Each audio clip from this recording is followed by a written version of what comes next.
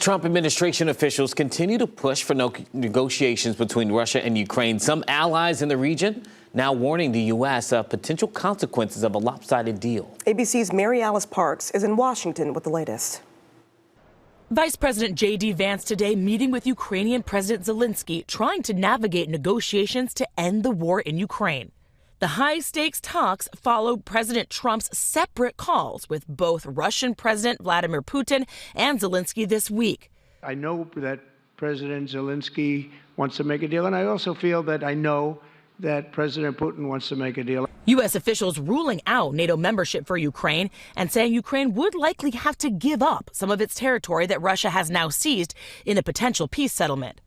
The European Union's top diplomat warning against a, quote, dirty deal that could appease Putin. In Poland today, Defense Secretary Pete Hegseth reiterated the U.S. position and added that no American troops would be involved in guaranteeing peace. The reality of U.S. troops in Ukraine is unlikely.